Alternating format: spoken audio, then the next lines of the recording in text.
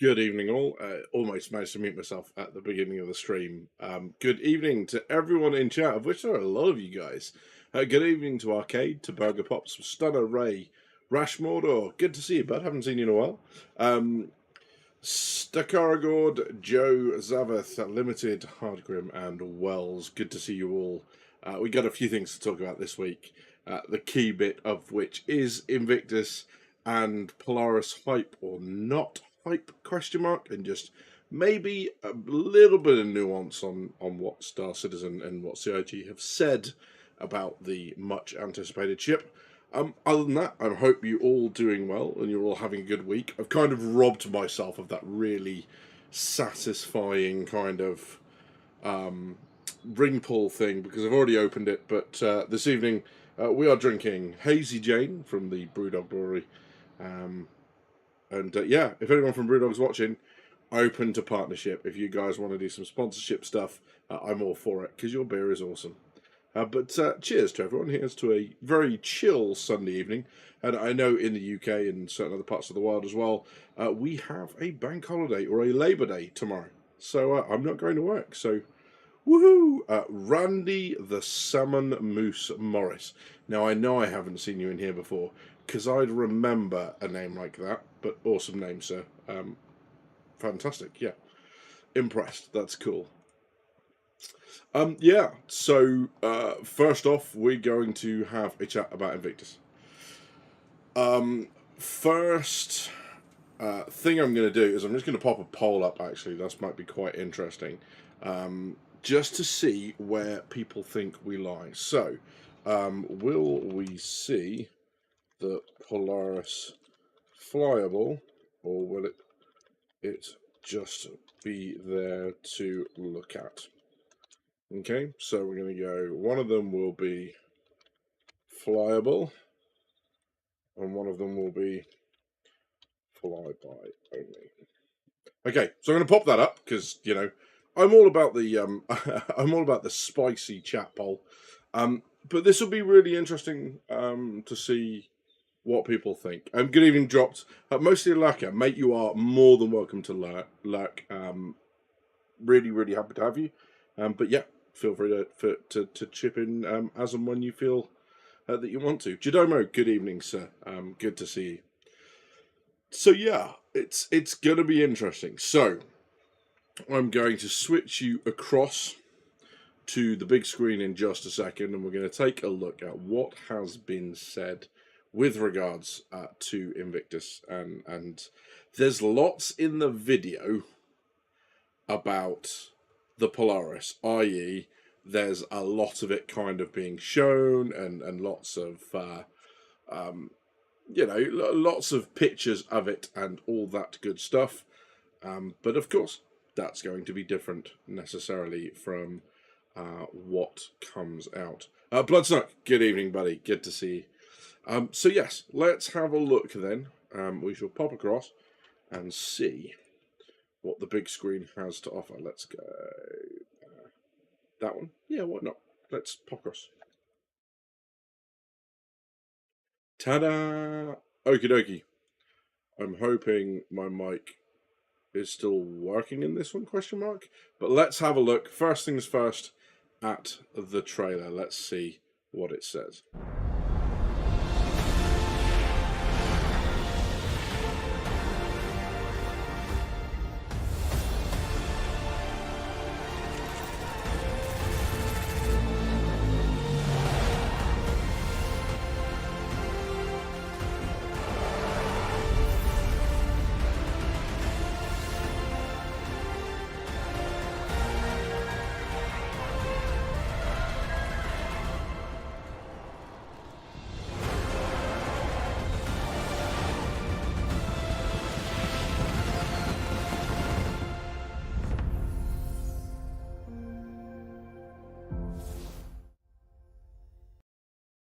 Well, that is most definitely a Polaris.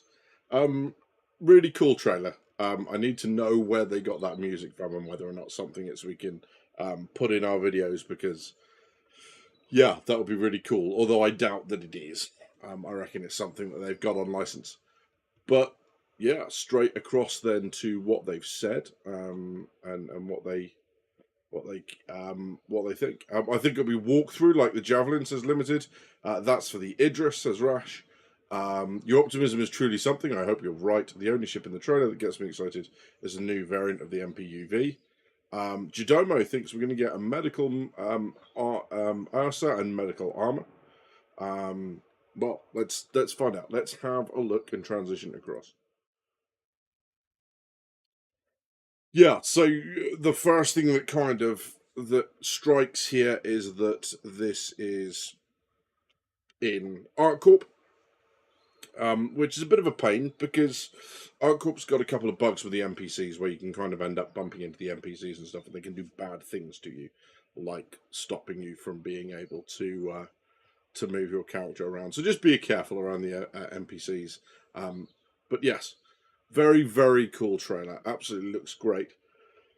Ursa, says Stunner. Nice. Nice. Absolutely. But yeah, so we've got the video that they've launched. So, really interesting. Blood, you say, Rash, you want the...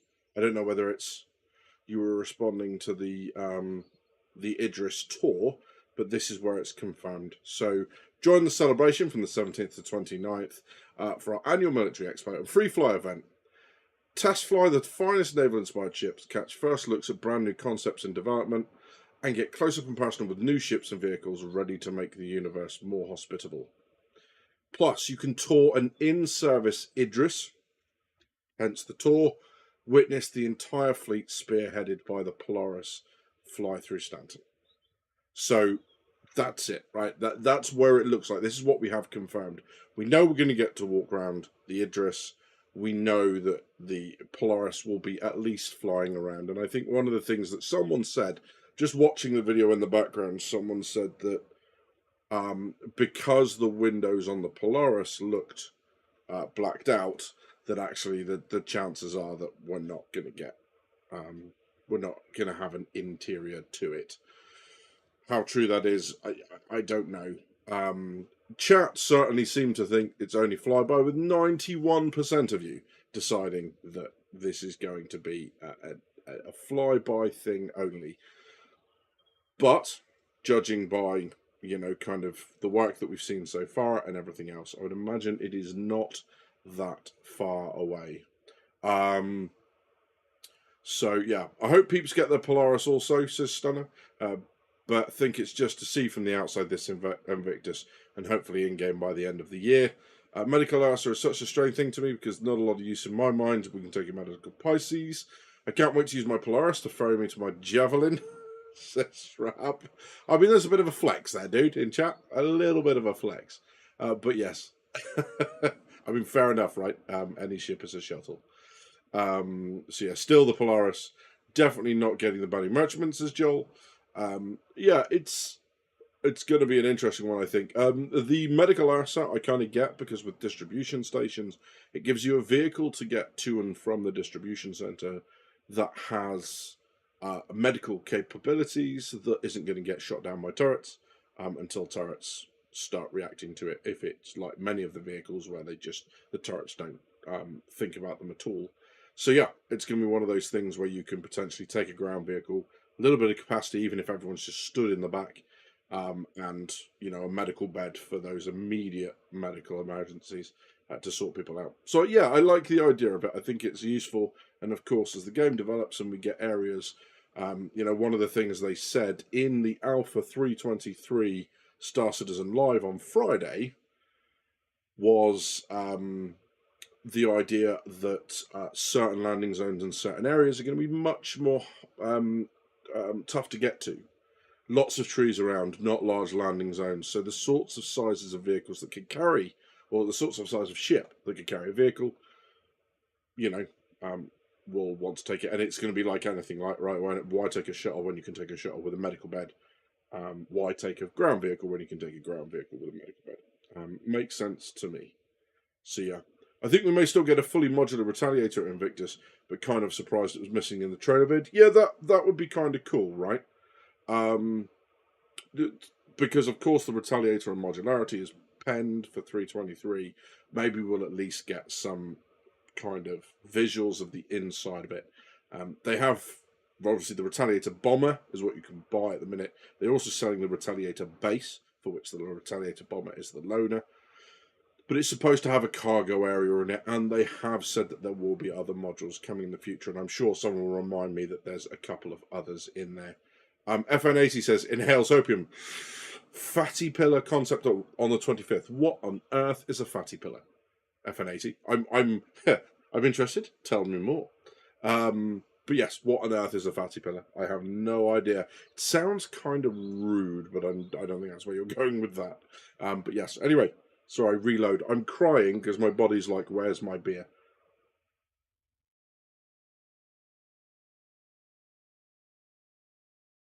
So what new RSI concept or straight to flyable will there be?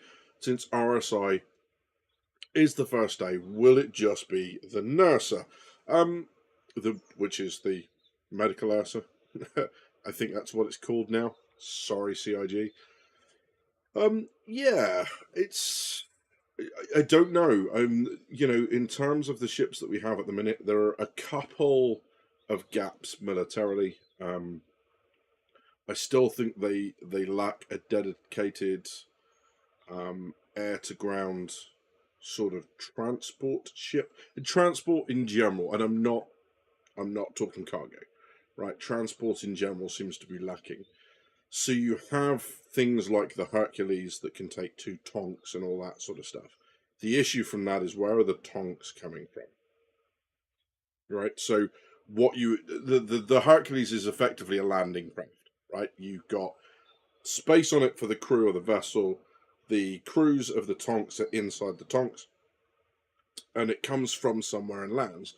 The problem is, if you're trying to fight 3 or 4 systems away, then for 3 or 4 systems, you're refueling the Hercules, and every stop that you make is a place where there's a higher traffic, which means that it increases the chances of you getting spotted in game, right? So if you're trying to get a fleet stealthily somewhere to commit a surprise attack, as we've seen with EVE and other PvP games, people will leave accounts logged in, they'll have spies out, people just flying all the common routes.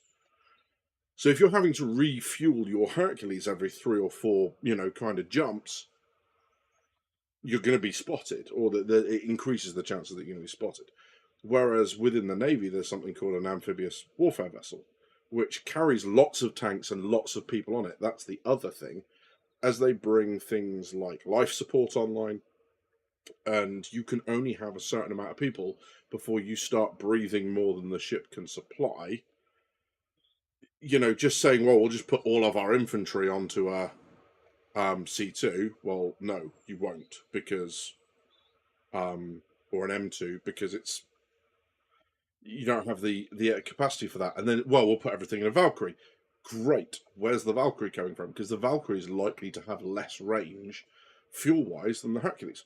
So there's definitely some gaps. There's the amphib side of things. The electronic warfare side of things. At the moment, we've only got the Sentinel dedicated.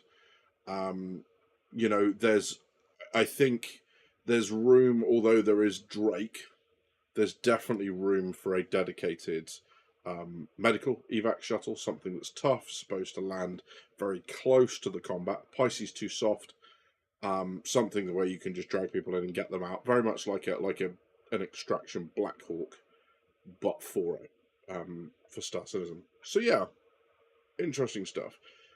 Polaris Mark II for sale at ILW. I mean, possibly.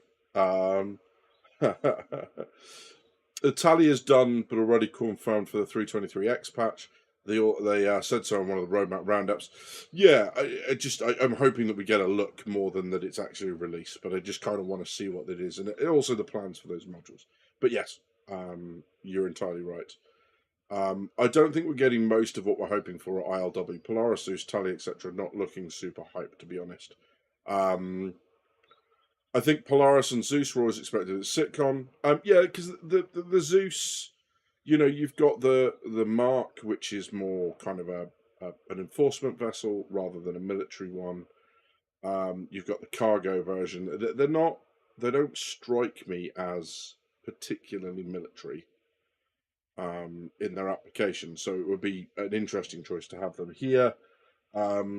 You've got a lot of ships though that are due to come out this year, right? We've seen a lot. We've seen the Mirai big thing, whatever looks like a Fury on steroids, right? That they showed off at SitCon last year. There's all sorts of. I'm just going to jump back across.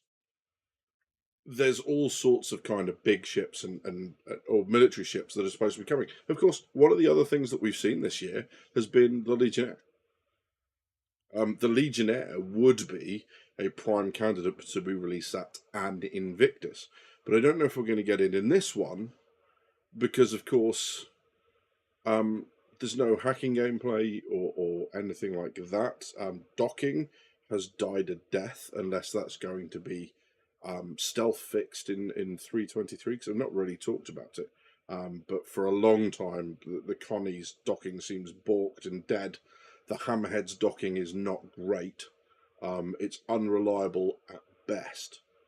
So it doesn't really seem to be, unless what they're going to do for the time being is just that any time, but we don't have ship-to-ship docking anyway, right?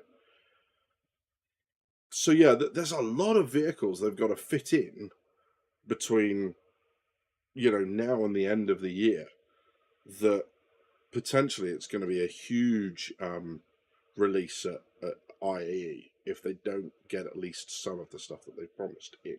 That's not to say they can't release them at other times. It's just, things are going perhaps slower than maybe we'd hoped. But yeah, there is that. So I think we'll get the Zeus, said Bloodsnap, because it was in final art or whatever it is. If it passes all quality checks, we should get it in Invictus, said Bloodsnap. Yeah, Rash, I like what I'm hearing. So what you're saying, Badgers, is an RSI contender to the Kraken, but maybe military oriented. Rash, something along those lines, mate. Yeah, maybe that it becomes from Anvil, though, maybe not RSI, but something. I'm just trying to think of all the gaps. I'm trying to come up with all the gaps that I can see from a military perspective. Is that you would effectively need something that would land or at least kind of sit on the deck of, where a ramp basically gives access. Almost like the front of the Bengal, right? You can have a ramp going up to the area just in front of the bridge. Hercules lands there, drops the back ramp, tanks drive in, and that way they're kind of stored on the Bengal, so that the Hercules, rather than going 3 systems, 5 systems, however many systems away to deliver their payload, then turn around, come back to pick up more tanks, to turn around and go back again. The fleet takes them, and the Hercules just go orbit, ground, orbit, ground, orbit, ground, much like you would see the landing crafts in like World War II go from, they weren't going UK, Northern France, UK, Northern France, UK, Northern France. They were going back to the fleet, Northern France. So yeah, that sort of thing. Not gonna lie, I'm getting kind of worried about this year overall. So it's got funding and growth down so much. 3.23 looking questionable, and ILW not looking like it can make it up. Yeah, that sort of stuff. Bloodsunk, there is the Liberator, 100%. The thing with that is, with so few crew, it doesn't seem to have a huge amount of space to do all of the other stuff, right? Which is the long distance take stuff. So what I'm talking about is not a ship that's just going to go down and back, but something that can do lots of it, right? Like a carrier. Fighters can go there and back with refuels. But the whole point of a carrier is that you take lots of them and you're reducing the flight distance, right? So an amphib warship, using modern naval terminology, is to tanks and ground forces what a carrier is to ships and, in the game, space forces, right? So it's that. Just think of it in those terms. The Liberator 100% does not fill that role. Yeah, I think you will get your wish, contender to the Kraken. I think potentially slightly different. But I just want to kind of hone in on what Scott said there, basically, which is the idea of where we are, like year to date funding overall and that sort of stuff. Yeah, I mean, there's going to be a slow turn. I mean, potentially, depending on what happens later on this year with Squadron 42 and everything else, if that comes this year, that could make up a considerable amount of the money. And even if not, that could happen the year after. It's worth noting that they've got money in the back pocket. So it's not like every year they're having to make up the money that they have. But I think a couple of decent patch releases will solve that problem when they get more people rolling into the game. Because you've got us lot who are in the game at the minute, and we've got a lot of the ships that we want, or maybe we haven't. But bringing more people in that way might help. I think it's probably too early to start calling that. Having said that, it would be nice to see them have a good Invictus. We can only wait and see to what they're going to deliver. So yeah, reasonable people expected Sitcon, but most people in chat's lately been saying all those would be ILW. Chase me up with torches and pitfalls for saying don't hold your breath. And that's the thing, right? Is that the problem is people go, I want it, and then people then transition to, well, it's got to be, and then people go, well, it is, and then people go, well, they said it was, and it's this weird kind of over time. It's this change from what people want to convincing themselves that it's been promised, and oh my god, they've not released it. Oh my god, it could never possibly happen at any other time. This is just a sign that the project's dying. Blah blah blah blah blah. And people just need to be a little bit realistic with what they're expecting, what they're asking. If it comes, great. I'm more than happy for that. But also, if it doesn't come, then no surprise because they haven't promised it. Okay. Just going to catch up with chat now. Yeah, so I never said carrier. I talked it to a landing craft. Yeah, it's space doorstep. It's not a carrier. Yeah. So I think that's kind of covering what I was saying before. Valkyrie medevac variant. Yeah, possibly. Certainly something like that. At least a Valkyrie with a number of medical Ursa's in it, maybe. That would work really well. Yeah, there's some potential here. It just feels like maybe even, maybe this is where the Apollo medevac and that comes in, because those drones, you could send the recovery drones to pick up downed people as well as getting them to go off and pick up pilots from space. You could potentially use them to recover people on the ground, and that would be really cool too, right? But yeah, Crusader carrier would be epic, like throwing on a capsized Horizon platform. Yes, complete with your own sky bar and everything else. But yeah. Crusader flat top based on a multi-drop ship, Albion class troop ship. Yeah, I mean it's just that, right? Is they seem to be leaning so hard into ground vehicles and tonks and lightnings and everything else that, the Storm, that it seems daft that they wouldn't with the Spartan and the Ballista and everything else. It seems daft that they wouldn't go heavily into that sort of stuff as well. I mean, maybe that's a gameplay choice, right? Maybe the idea of making it much harder to mount long range air or space to ground ops is a conscious choice, and that's fine too if that's the way they're going, as long as we kind of get an insight into why they're doing that. But yeah. I think a Polaris competitor would make them a lot of money. Zeus will be released staggered, like the Cutter and the Spirit and everything else stack. Yeah, absolutely, mate. I agree with it. Citizen Ninja, Shady Phase, and to everyone else that snuck in, Edison and everyone else, Scott. Good to see you all. I'm still waiting, FN80, on what on earth a Fatapillar concept is. You haven't told me yet, and I am genuinely interested now. I want to know what this thing is. Don't leave me hanging like this. It's just cruel. Shady Face says, I want a ship that can lift a single tank-sized vehicle into a hot zone, like the Halo Pelican or a heavy LAAT from Star Wars. Yeah, there's loads of stuff like that, like a Thunderhawk transporter that has basically just these magnetic clamps and just picks it up and then drops it again. That would be very, very cool. 100%. The Amble cap will be bank if it's a gun heavy or E-war ship, says AV. 100%. and to Stakora Staggered, about the Staggered release. Scott says, yeah, I think that's their rollout template from now on. Yeah, and I think that makes sense, right? Because things like the Spirit, Executive Transport Edition, is it the E1? Just like there's no need for it in game. You can do everything you can with everything else until we get NPC transport gameplay in. So yeah, FN80. Yeah, if you want to, mate. If you want to put a link in, and I'll have a look. That's fine.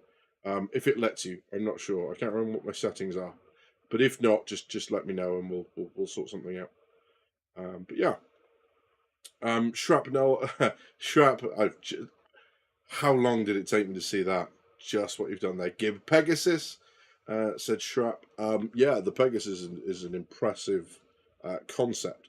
The only thing that I'm not sure of with the Pegasus is the fact that the Pegasus is only like 18-19 meters shorter than the Bengal, which makes me think that there has to be somewhere in between them another carrier or 7 that will fill that gap and will be will be able to do that sort of stuff, right? That makes sense, right? Please tell me that makes sense. But yeah, so let's have a look now. Let's just cut across. So yeah, the Pegasus. This is a very, very, very old wire concept, if this is even the actual one at all. I'm not going to lie, I've just kind of grabbed the first image, but this is near as damn it, right? Which is, it's almost got like a battle star thing. I think it launches out the front and then kind of recovers on the side here, on the right-hand side, that way, right-hand side top as you look. I think that's the idea, is that it's kind of a staggered launch and retrieval system, which is kind of cool, but lengthwise it is huge. The Fatapilla says, Edison, he sent it to me, but FN80 confirms a Drake freighter. I have a link if you're allowed to post it. Well, I shall have a look in just a second and we'll load that up. Holy moly. Yeah, that's a big concept. Yeah, that's huge. Unfortunately, the images are very small, but yes, that is a large. That is a wide boy. That's huge. Okay. That's what she said. Sorry, I'm gonna get myself in trouble now. But yeah, Mark II Caterpillar says Geronimo. Caterpillar sounds nice. Maybe big modules like galaxy size. Carrier smaller than the Jav would be expectable. I mean, that would certainly be something that would be interesting, right? Is something that sits where the Javelin is like a combat org based ship, like a flagship for small to medium orgs, even larger than that, maybe some sort of carrier that could operate not just as a military carrier, but as the base of operations for an industrial fleet and stuff like that. Maybe would be really cool as well, right? Maybe they add to the Endeavour, they add modules like a refining module and all that sort of stuff, and with the hangar that becomes a thing. Maybe it becomes dedicated so that having the hangar doesn't remove the other usable space. And this is the beautiful thing, is it doesn't happen to have to happen before release, but what they can do is they can just keep coming up with ideas, and they can just release competitors, right? So they can just go, hey, we've got the old version of this ship, here's a new one, here's a new here's an RSI Orion alternative, here's a Nautilus alternative, here's a Perseus alternative, and so on and so forth. That would be quite cool. Citizen Ninja says, will we see Hornet Mark II variants at ILW, Ghost and Tracker? Yeah, so obviously you've got the Hornet Mark II, which will, I'm sure, be once again front and center, because you kind of saw it in the video, right? Um, there is. It'll be interesting to see. I mean, I don't have any thoughts on it either way, and I'm kind of trying to think about it as I talk here. I mean, it would be cool, um, but potentially that's a reason to keep with the Mark One variant, um, because otherwise it's a complete range replacement. Whereas maybe the Hornet, they go, yeah, we didn't build those variants, or the Mark II variants are exclusively military, or whatever. I don't know. I don't know. Maybe we get new variants, right? Maybe there's maybe there's a Hornet E-War version. Maybe there's a Hornet. I don't know. Insert other thing here, but that would be rather cool. I think rather than just going in and replacing or updating stuff, they could do so much more with it. But there's just more interesting ways to go with it, I think.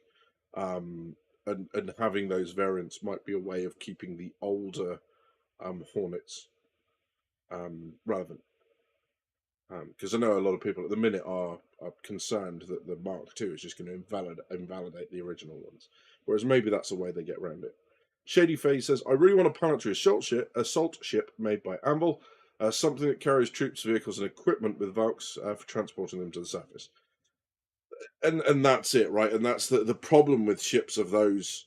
The sort of ship I'm talking about is they're huge because you'd have to be able to fit um, Hercules or Valkyrie somewhere within that or on it or whatever to be able to transfer vehicles. So it wouldn't be able to dock necessarily because there is no vehicle docking with a vehicle ramp big enough to get a Tonk across. So that's not necessarily going to be a good way of doing stuff. But yeah, there's certainly that possibility to have ships like that in the game. Rashmodo says, we're mostly talking military here, but the amount of cap ships missing is vast, from industrial to commercial and logistics. Yeah, 100%. And there are so many exciting possibilities when you come out of the military. At the moment, I'm just talking military because it's Invictus and that's the focus. But yes, refining ships that become repositories for everything from, and I mean, maybe this is what the Orion morphs into, but something that can take the Mole and the Prospector and the Galaxy and you know what I mean, right? Take stuff from all those and refine it just like the Galaxy does. So being able to do that sort of stuff might be really cool. So yeah, loads of stuff. Randy, thank you ever so much, my friend. That's very, very kind of you. I really appreciate it. Thank you ever so much. Um, you're a star. Thank you. Very kind. I always become a little bit emotional on that because it is very welcome. And of course, I'm going to CitizenCon this year, so basically everything that comes from the channel for the time being is going to go into its own account, and it is going to be put towards things like um, either something directly at CitizenCon, not just toys for myself. It will be something directly at CitizenCon for you guys to see and to be able to witness. The other thing that I'm toying with is the idea of putting together a some sort of streaming PC. Because at the moment I can't really play a lot of the game live for you guys, because whilst my computer can handle Star Citizen very, very comfortably, as anyone that knows me or knows anything about streaming Star Citizen and has ever tried it will know it really, really does not like it. Good evening, Shadow Girl. Good to see you.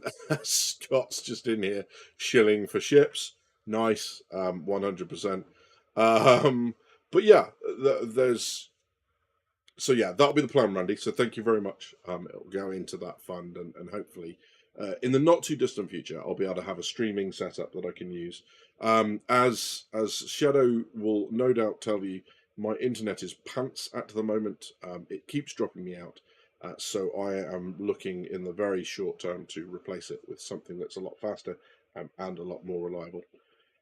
So hopefully that'll go away, and at least the bandwidth won't be as an issue. So that'll be good. Okay, so I'm going to end the poll there because I think we have our answer. I think most people believe now 10%.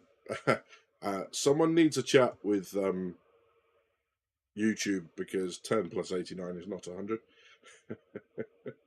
But yeah, a decent number of votes. Based on the ILW schedule, looks like we'll get the Argo MPUV Tractor and NASA on Friday, and maybe the Zeus, the Mirai Pulse on Sunday. Tally base on Tuesday, and for Amble, maybe new Hornets. Yeah, possibly. I'm just going to. Brandy, mate, thank you very much. I appreciate it, and I'm here for the long run. So you're very welcome, and I'm glad you're enjoying it, mate. That's awesome. But yeah, so let's have a look then at the schedule. I shall just get all of this stuff off here, and we shall have a look at the schedule itself. It's a downloady. Here we go. Let's have a look. So the schedule. Here we go. Yeah, exactly as we've said there. RSI, Origin, Consolidated Outland, and Argo all at once. It's an interesting lineup. Miss Crusader, Tumble, and Mirai, Aegis on its own, Anvil Aerospace on its own. Yeah. So the Aegis, it is Aegis Retaliator, right? That looks pretty much to be there. Maybe we'll get some. Maybe they'll do some module sales. Maybe they'll give us an updated, even concept kind of idea of what other modules will come with the Retaliator, and give us a sneak peek into where they're going with that. That'll be cool. And then we don't talk about Drake and Defense Con on the 25th and 26th because filthy pirates ships held together with with duct tape and dreams. Yeah, that. But yeah, it'll be interesting to see. I think whether we do get, it's a really good question that's been posed, whether we do get any sort of variants on May 23rd, 24th with Anvil and the Hornet. I'm not sure. I'd be very interested in knowing what you guys think. Do we get Hornet? Do we get variants? If so, what sort of variants can we get? Can we get something that maybe is more missile heavy? I don't know. Something that can maybe be some sort of short to medium range torpedo, but that's very similar to the Gladiator, if not almost identical to the Gladiator. Yeah. Does this mean we're going to get a Gladiator Mark II? If they're going that way. The idea there being right at the beginning, it was one of the things that really kind of turned me on to what Star Citizen was doing was one of the beautiful things about having variants as opposed to different vehicles is if everything is a variant of the Hornet, then that you have on a carrier, then you need to stock the same size component for everything. You don't need different sizes. So you just run out of that. You're not having all that problem with storage space of replacement parts and fuel and different size weapon systems, different size missiles. It is literally a one size fit all. And that's the beautiful thing potentially about the Gladiator and the Hornet, although the parts might not line up, it's that idea and they're kind of leaning towards that. So that's kind of cool. I find it quite surprising that they have Origin, RSI, Consolidated Outland, and Argo on a single slot. So many ships. Oh, excuse me. A little bit tired. More beer required, obviously. I just need to reach out to the juice. That's all it is.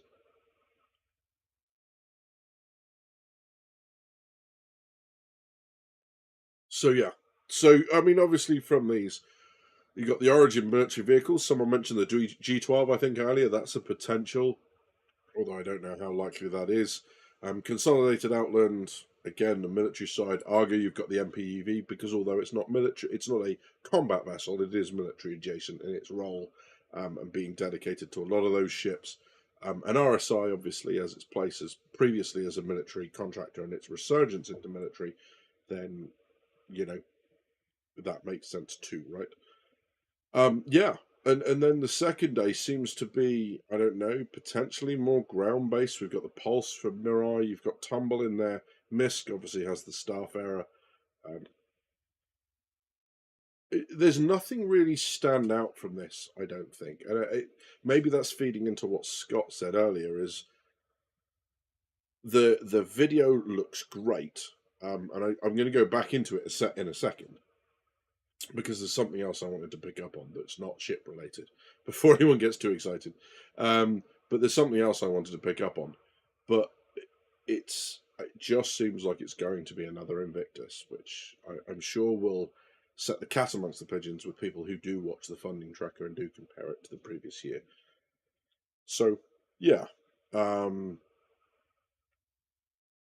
The combo days are somewhat surprising, but Argo MPU and the Ursa Medic are a bit meh. If it's just Italian Horny variants, that would be a bit weak. Well, what's been quite interesting is the amount of other vessels that have been worked up. So if you look at the roadmap roundup last week, there were mentions of vessels that were um, in grey box that were unannounced that were ready to go. And of course, there's always the possibility of concepts as well. And if it's any sort of concept that runs along the same lines as something like a Perseus, something that really, not that role, that's not what I'm saying. I'm not saying they're going to release a Perseus competitor before anyone goes there. I, all I mean is that something that captures people's imagination, like the Perseus did back in the day, then that would be really cool. Are they only going to show military adjacent ships as Scott? Yeah, that's generally the rule with Invictus. As Invictus is much more based around the military role, and I mean it's not 100% right because we've got the Pulse coming apparently, and the Pulse has a racing variant, which has nothing to do with the military. But yeah. Uh, so yeah. I'm just trying to catch up. T-Jack, good evening, bud. Good to see you. I'm still waiting on the Anvil capital ship. I'm hoping it's something like an orbital bombardment vessel. Yeah, I think the thing with a lot of this stuff at the moment is that everything has some sort of counter, right? Um, okay, maybe not the bombers, but everything else seems to have some sort of counter. So the problem with an orbital bombardment vessel is what's the recourse from the people on the ground towards the orbital bombardment vessel? Because weapons on the ground don't reach that high, so it then becomes like, well, what do because that range, if you're talking a planet, you're talking weapons with ranges in excess of 100 kilometers, which people are just going to turn into anything else, right? So they're just going to hammer stations for over 100 kilometers out. So I see where you're going with that, but it would be super cool to see. I mean, being able to do the whole, kind of fire support and being able to fire down in support of troops in an attack, or to keep your base safe and try and keep enemy troops away would be amazing. But gameplay wise, we just abuse the living nonsense out of it, and I don't think it would work from a gameplay perspective. It's too much one way. There's no way really kind of to counter that. MPUV, lot of love for the MPV in chat, which is what we like. Theatres of War says Limited. Yeah, it went quiet on that front, didn't it? It really did go quiet on Theatres of War. I think effectively, if I'm not misreading the situation, shortly after the CitizenCon at 2019, when they announced it and said it would be coming within 6 months, and then there were those playtests and they were awful. It was all the server stuff. I think they realised that the server tech needed to come, which meant that they then made the decision to split off most people into Squadron 42, some into Star Citizen, mainly on the tech side and all that sort of stuff. Yeah. Um, I wouldn't mind betting that Theatres of War have been shelved and potentially will be shelved for a significant amount of time. I would be happy to be pleasantly surprised, but that's my gut feeling. is that there's just too much going on. You've got the updating of the PU so it doesn't feel stale and Star Citizen don't get accused of abandoning it. You've got the very obvious tech work with water and everything else that has gone into everything in the game, at specifically replication layer and work towards server meshing, and the work to bring Pyro up to something close to release. And then you've got the work on Squadron 42 ongoing. Now that people have changed over, that might change, but I genuinely wouldn't mind betting at this stage that Theatres of War has been shelved for the time being. Yeah, which is interesting because it seems like the sort of thing you could release on its own as like a Star Citizen microcosm. It's exactly what it's a Star Citizen experience without all the travel and the preparation. You log in, you've got your gear, you fly in a defined area, you know what's going on, all your objectives are sorted, you just straight into the action. That seems like the sort of thing they want to turn into a free download and then just get people hooked. Yeah, like your £5 tester bag of the good stuff, right? They were, oh my god, YouTube's going to demonetize me. But you know, it is literally that. It's like if you want any more, it's going to cost you. But that sort of thing would be really cool. And then you have other, you know, you have the stuff that's locked behind closed doors for us because I'm not being funny. I'm not always going to want to play with people who are just on a free game and mucking about and have no interest in actually achieving anything. Sometimes I just want to play with people in the community who are a little bit more invested in it than that. But I think that works, right? And I think we all know that. Like everyone seems to whinge about free flyer weekends because there's just a mess of ships everywhere. Everyone's crashing everything. You know, you can't get more than 2 steps in a station without hearing something explode. You know, and for once it's not the bugs. So yeah, exactly that. Scramble bombers as a response. T-Jack, yeah, you know, potentially maybe there's another way you can do it. Maybe one of the buildings they're going to add is a massive ground to you know, a railgun like the Idrist that's able to target stuff in space. But because of the huge distances involved, the speed of it would be so slow that the only way you could really hit something on the ground is if they flew directly in front of it as you press fire. But something like that in space would be very, very cool, right? Maybe that's a way they get around it. We just haven't seen it yet. But as the game stands, I don't think there's a counter to it. Not ballistas, baristas giving everyone loads of coffee. You've played with the Star Citizen community? Does it look like people need to be more caffeinated? Good lord, that's enough caffeine as it is. But yeah. Tony Girl says, Anvil capital ship that looks like a flying anvil. The Anvil. Yeah, why not? Anvil should release a sub-capital, same range as the Perseus and Hammerhead if you want to stoke your imagination, put the Perseus side by side to the Idris railgun in Hangar Link.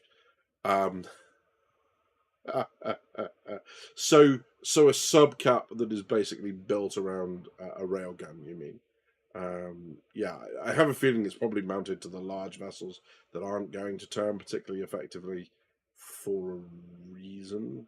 But yeah, just a hunch, right?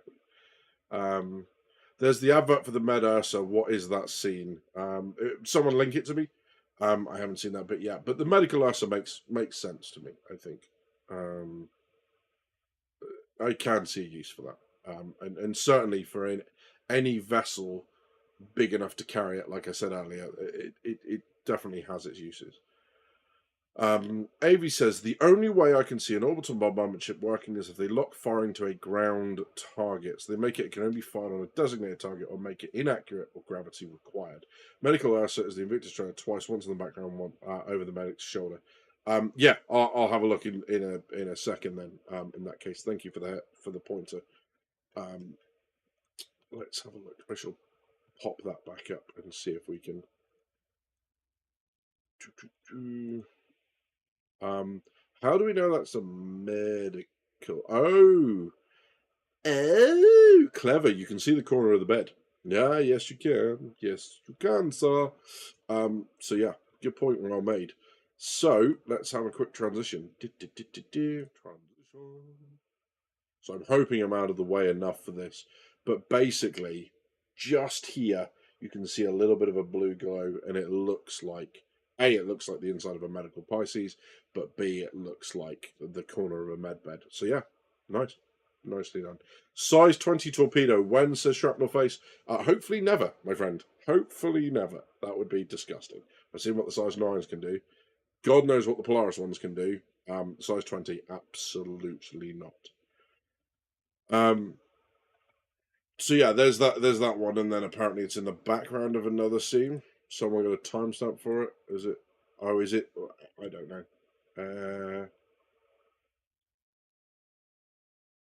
Oh, is it? Is it that there? This ramp down on the left hand side. Yeah, I see that. Fair enough. Um, yeah, that makes sense.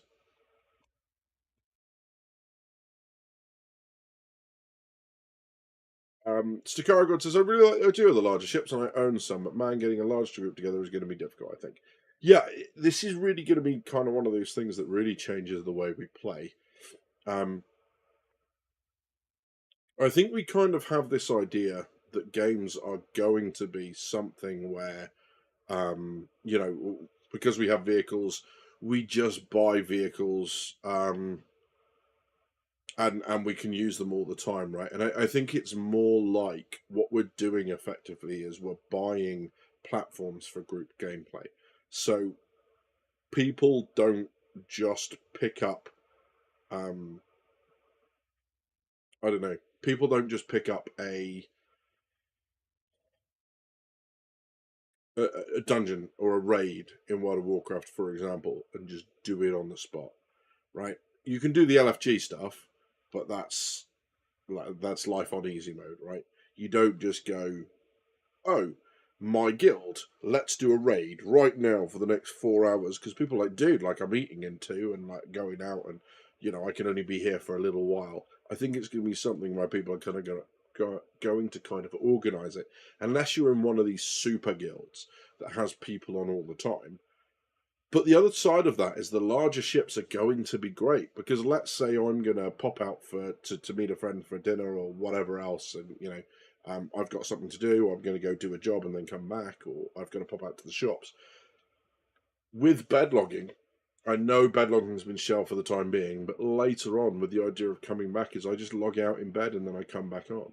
And I can genuinely see in larger orgs, ships like the Javelin, the Idris, the Polaris, all that sort of stuff, people will have um, almost like crew rotations.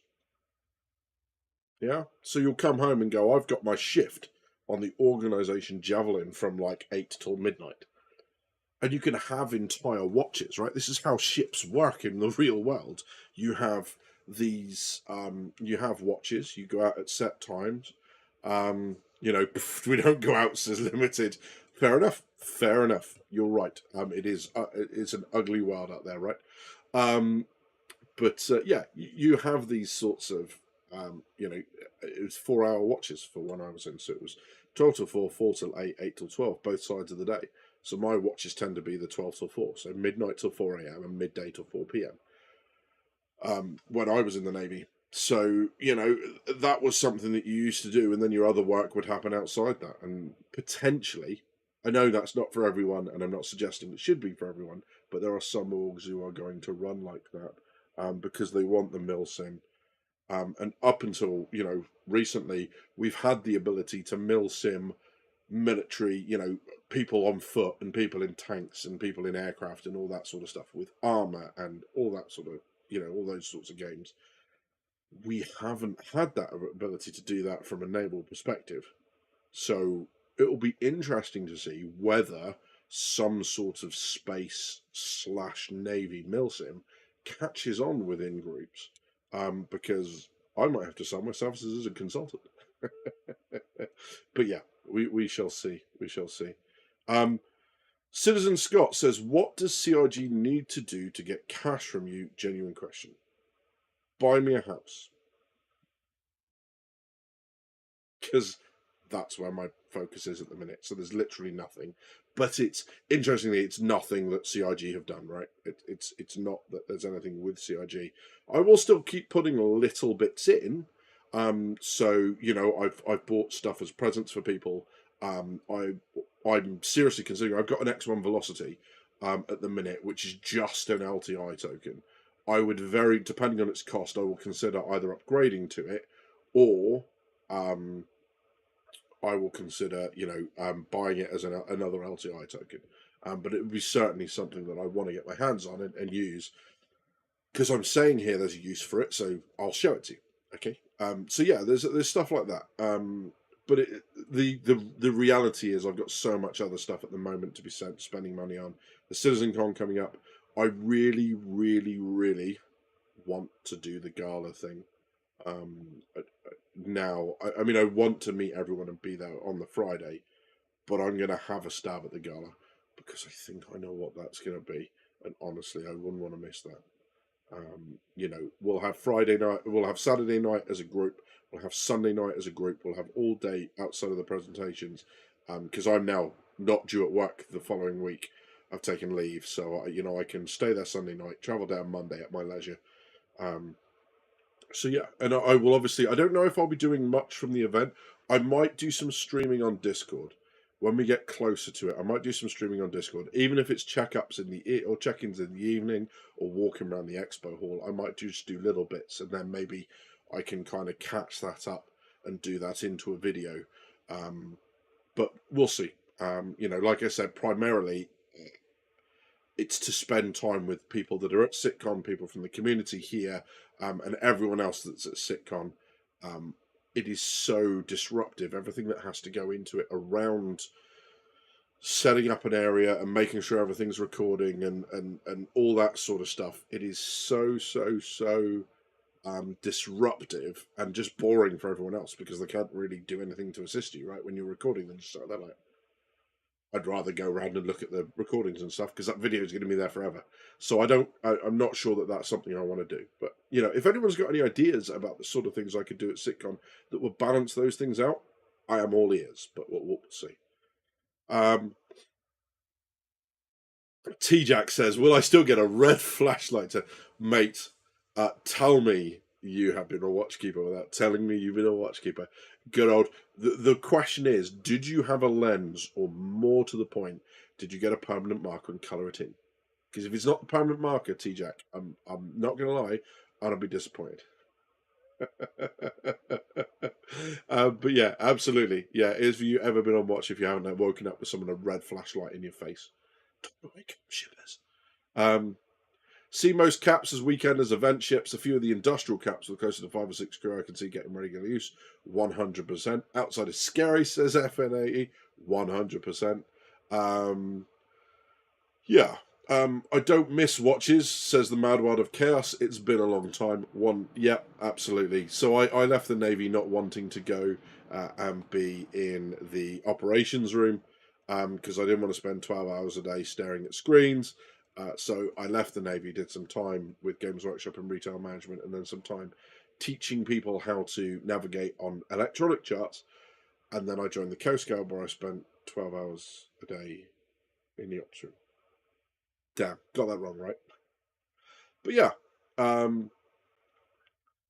So yeah, I'm not sure on lore detection for Gravlev, says Avi, but the lore Prowler Gravlev on the ground was supposed to be a stealth ship, so would think minimal. Yeah, potentially. I mean, it's potentially like the idea of, for the Gravlev on Prowler, could be very much like a magnet repelling. So it's not so much that it's forcing you up, it's that it's stopping you descend, and that's kind of different, so that'd be cool. Shippers, it's your watch. Wrong bunk, you throbber, says the Mad World of Chaos. Mate, yeah, that. Absolutely. So Rashmona says, we've done this already. I've started a group activity that started in Europe time, then handed off to US people, who handed off to Asia time zone people, and then I woke back in time to hand off. Rash, that's awesome. And that's, I think, how it's gonna kind of work a little bit. So yeah, that'll be cool. That would be nice. Not sure that's in response to, but yes, it would. Whatever it is. Yeah, I'm starting a boycott of CIG, says Citizen Dinner, no cast until 323. I have a feeling you don't have long to wait. By the 15th, apparently, we'll be fine. Maybe an expo walk stream after the presentations of the day. Yeah, if there's those gaps, I would love to.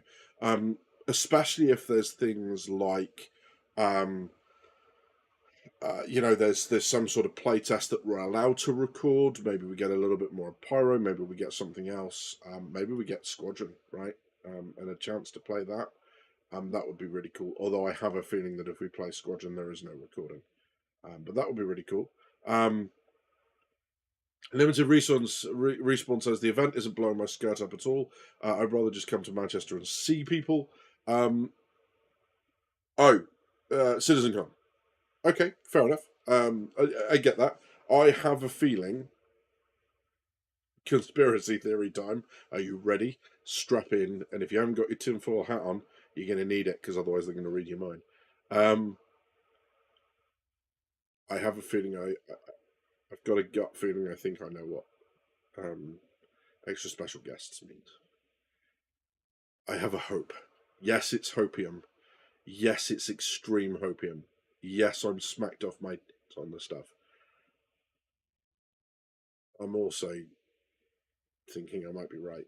So I don't know. I mean, if it's not, it's not. Again, it's like I hope that it is, but I'm not going to be disappointed that it isn't. But it's over here, and I would love to just kind of take in as much of the event and the thing as that. Mount Stunner, you just want to talk 40k with Cavill, admit it? Yes, absolutely. And if Gary Oldman's there, I'm going to adopt him and take him home because Gary Oldman's great, genuine hero of mine.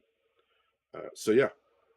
No cash till Tuesday, says Scott. Yeah, that one. Badges is aiming to get casted in the Cavill 40k series. 100%.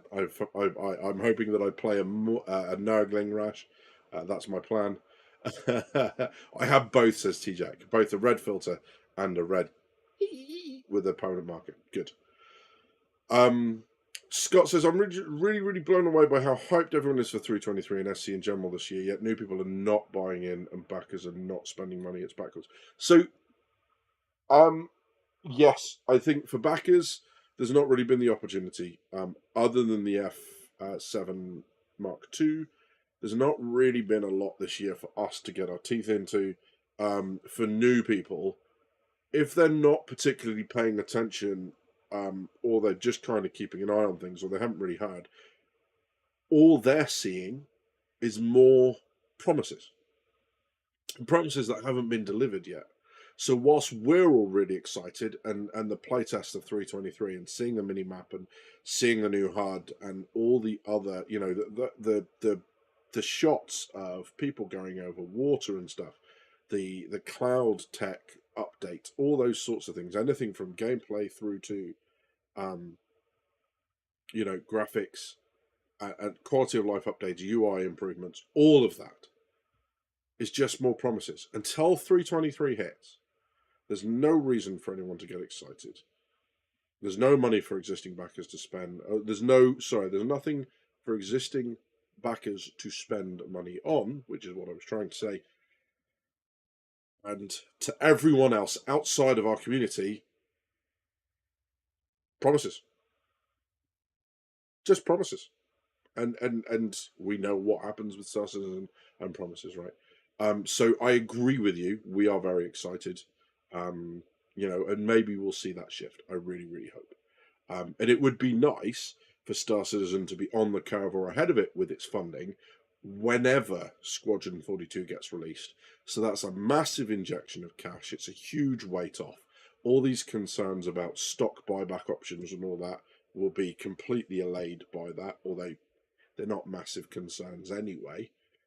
That will happen, right? Make sure I get a photo of me riding the dragonfly. Yeah, but my stockings will show if I have to sit in that position. It's okay, chat. He's had a prescription from me for the copium, so it's legal. I mean, at least the stuff that you can see is legal.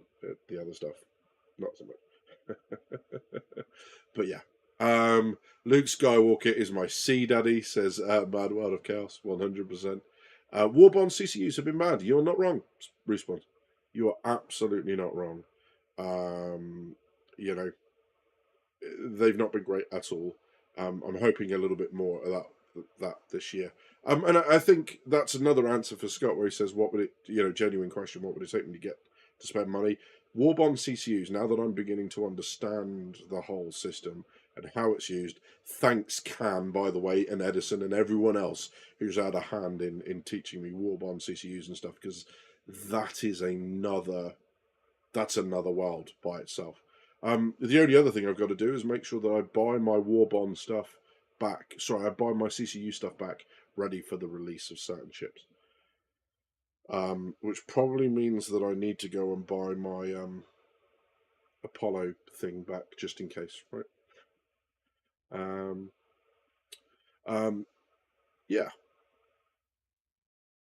The engineering may kill buying big ships for the solo players. Yeah, I mean, solo players. So we were having a really good conversation. It was myself, Dell, Edison, Blood, and a couple others in chat this afternoon talking about big ships. And big ships, people see them as a ship. It's something I fly in game. I should be able to use it. It's just a bigger ship. It's just a bigger version. If I can buy a battleship in World of Warships, why can't I buy a destroyer in Star Citizen? And it's just not. It's not like that. Why? Why can't I buy something designed for a large group of players and run it by myself? Is a better question. And yes, there are AI, and yes, there are blades, but as we were talking about in that, what about the AI needing orders? So you're trying to fly the ship and you're trying to give orders. And as we've seen, the bigger the ship, the less direct control you have over the weapon systems yourselves. So most of your weapon systems won't work because you won't have crew in them. You might be able to blade a couple, but I doubt you're going to be able to blade many. The AI are going to need orders, because what happens when you take, some damage, you're having to switch to the instruction mode to tell the AI to go fix it. And whilst you're doing that, you're not flying the ship, you're not positioning the ship, you're not avoiding threats, you're not doing any of those things.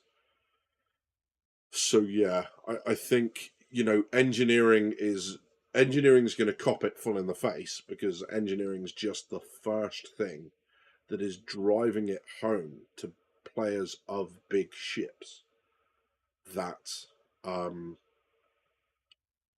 big ships are not meant to be flown by one person. Hashtag just saying. And the other thing is, and I mean this genuinely, just being able to own something doesn't make you very good at it, right? For example, if you've played World of Warcraft, and I keep using this analogy, I apologize for the people that have heard it before, but I think this is really useful, and there's a lot of new faces in chat. Were you one being one of them? Hello, buddy. Good to see you. One of the things that I keep saying is, playing World of Warcraft is one thing. Maybe you've been in raids. Maybe you have been a raid leader. But being in World of Warcraft and playing the game doesn't make you a good raid leader. I mean, what sort of person are you when you are at capacity in a game and quite stressed out? Do you become short with other people? Do you raise your voice? Do you cut people off? Do you get aggressive? Do you insult people? Because if you have any of those traits, when I'm playing a game, why on earth would I listen to you just because you own the ship? I just won't crew your ship. So being able to coordinate these large vessels is going to be so much more about coordination than it is about your individual skill. Now we're talking about the idea of being able to coordinate people, and I'll give you a really good example of this, because it's almost precisely what I'm talking about. Who in chat has played PlanetSide or PlanetSide 2?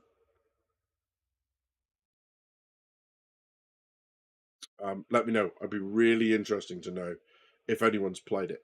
Now, PlanetSide and PlanetSide 2 had a really interesting experience system, because if you were a squad member or you were solo, when you captured bases, you got a chunk of what they call battle experience, which is what got you new points to buy new weapons and so on and so forth. However, So your battle rank, fed by battle experience, would go up, and you get the battle rank 20, and you'd have something like 25 points. And you could spend that how you wanted. So being able to drive that was 3 points, and then opening that type of weapon was 2 points, and so on, and so on. And you could change that around as you wished. So leveling up wasn't a case of better stats and that sort of stuff. It was just access to more gear. You could access the same stuff that you could at 25 that you could at 20. The command rank side of things was when you completed those stuff and you were a squad leader, you got something called command experience, which drove your command rank. And as you went up through command ranks, first of all, it gave you access to certain abilities. So you had something called a command uplink device, which would give you scans. And at certain level, I think CR4, it gave you a small orbital strike, which you could call in like once every 90 minutes or something. And you just orbital strike a location, you pinpoint it on the map, and that would be that. After command rank 3, it started to get really hard. The levels were so far apart. At command rank 5, you had the ability to talk to everyone in a global channel, but only at command rank 5. And the players just organized themselves. And what they did at command rank 5 was you would be inducted by the existing command rank 5s. You would introduce yourself, and they would say, hey, look, this is how we do it on our faction.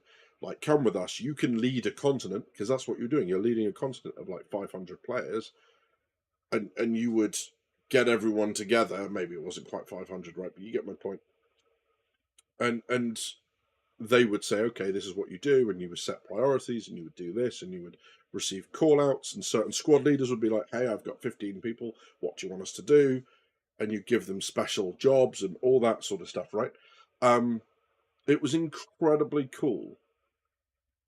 But for the entire time, you would sit in a little vehicle in your walk gate where you were invulnerable, because you weren't running around killing people, you weren't running around fighting, you were coordinating. And I remember having a list of like different squads with a number of people in it, and I would message them and say, you know, what's going on? And they'd say they'd need support. So I'd put out a call for support, and another squad leader would message me and like, I can come and help. And this was before voice comms. So this was all done in tanks. Sorry, in tanks, in chat, right? This was all done in text. That's what I meant by text. By tanks, text. So that was all done like that, right? So I think, you know, that sort of level of coordination is required in doing the big ships. And the thing is, as far as I can see, there's no correlation by the people that can own big ships and the people that have the ability to run them. Having the disposable income to buy an Idris doesn't mean that you are capable of running one. So that's going to be really, really interesting to see how that plays out. Interesting. I have a $137 Endeavor CCU. Holy moly, that's a nice saving. I like that. That's what the brig is for. Coordination, says Sedokel. Nice. Purple Spadics for life of Valet. No, TR all the way. How dare you? Real talk. I think engineering is a turn off for most players. It's cool and stuff, but most people aren't interested in forced multi-crew. People want to play solo. I think that has.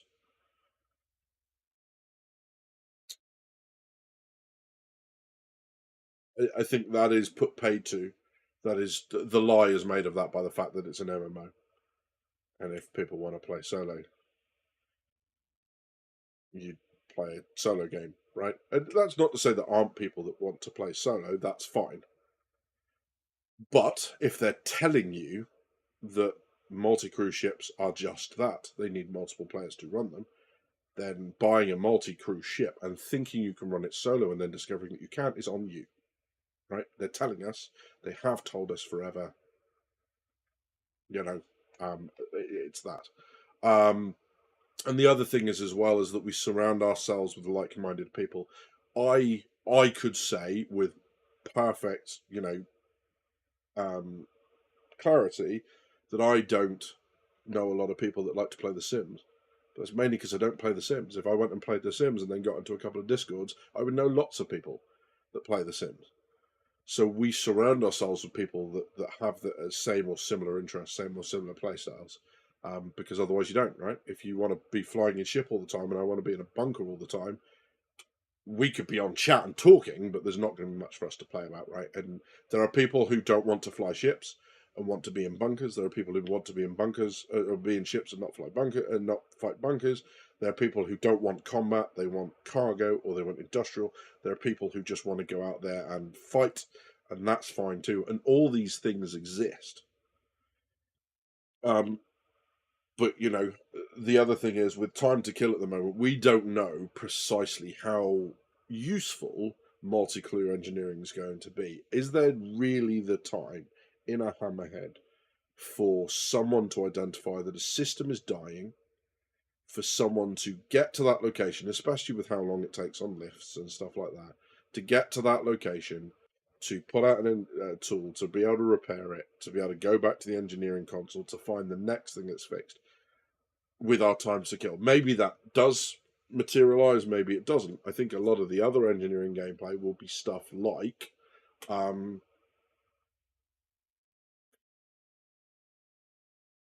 maintenance idea. So when it does take you longer to fly places, you're going to be fixing stuff, and you're gonna have things to do around the ship that will demand your attention. But I don't see a lot of people whinging, and I know it's in a very basic form, this, but there weren't a lot of people whinging in Sea of Thieves about the ability to patch up their ships and bail out water. And that's what it was, right? Because then it became a choice. Do I keep fighting and risk sinking, or do I reduce my fighting effectiveness for a while and make sure my ship doesn't sink? And it's a very, very basic comparison, but it works. And it is the same thing, right? And you're going to have someone who does not run down and patch the ship up. And you'll have someone who does run down and patch the ship up because they know the other person won't do it, which is fine, because then you've got your roles. That person's going to keep fighting the ship. That person's going to go and make sure it doesn't sink. Great stuff. I don't think the objective is to make everyone do everything. The objective is for you to find the role that you enjoy and do it that way. So maybe on the hammerhead, you're the dude in the turret, or you're doing the pilot or the co-pilot seat, and you're doing your thing, and you don't want to get involved in engineering, and that's fine too.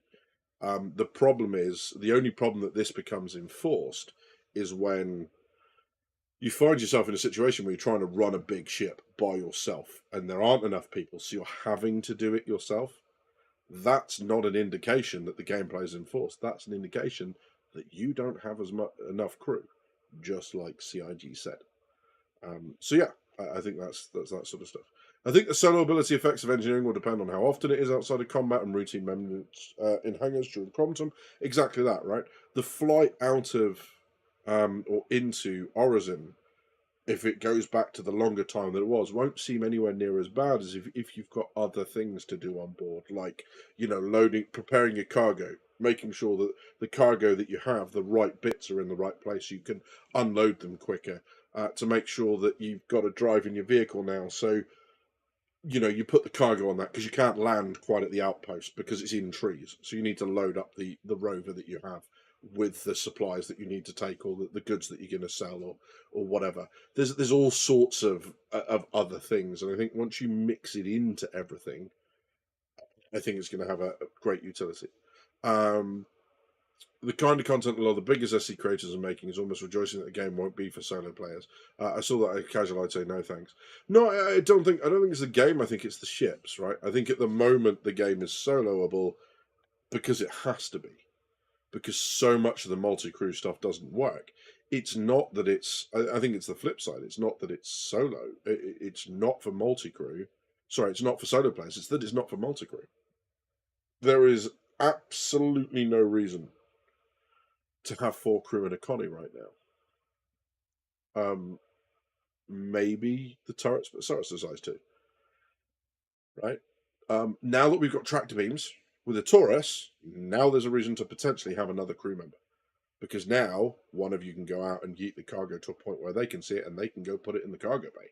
Now there's a reason to have more than crew, but just flying around, sitting in the 2 seats either side of the captain's seat, there's nothing to do.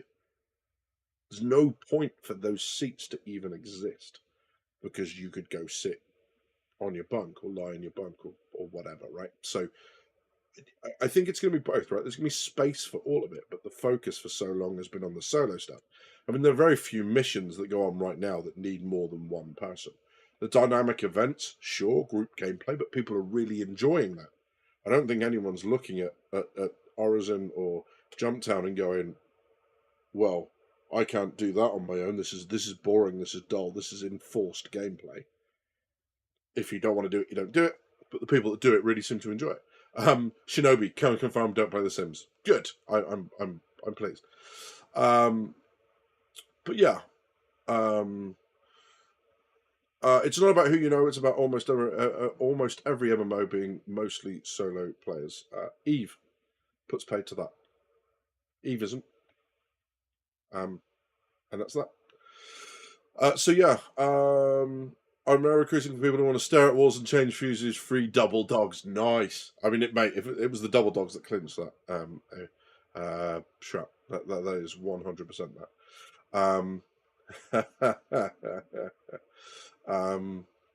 But yeah, I'm not saying as much of the problem with game design. They're definitely making gameplay for everyone. The way it's been portrayed makes it as solo players dead. Yeah, I think because all of a sudden the people that are focusing on the solo play are now discovering that they are not the only ones being catered to. There are no multi-crew, or there are not a lot of multi-crew kind of streamers at the minute, mainly because it involves a lot of people, and it's really hard to engage with people and engage with a group of gamers at the same time. That's tough. That's something that's more suited to videos than it is suited to kind of this environment. Although it can work, it absolutely can work. It's not as easy. It's definitely an acquired skill to be able to know what's going on with the game and interact with chat and not lose your place in the game, not let people down, that sort of stuff. Because that's the other thing when you're in group play, is it's not just yourself dying. There are other people, and if you don't do what you need to do, it ruins, or not ruins, but it harms the gameplay experience for other people as well. So yeah, my job makes me feel stupid. People who made stupid decisions. Sorry, your job makes you meet. Sorry, stupid people make stupid decisions. I really don't want to spend my free time on a big ship with more people like that. I own my ship and own company. Yeah, exactly that.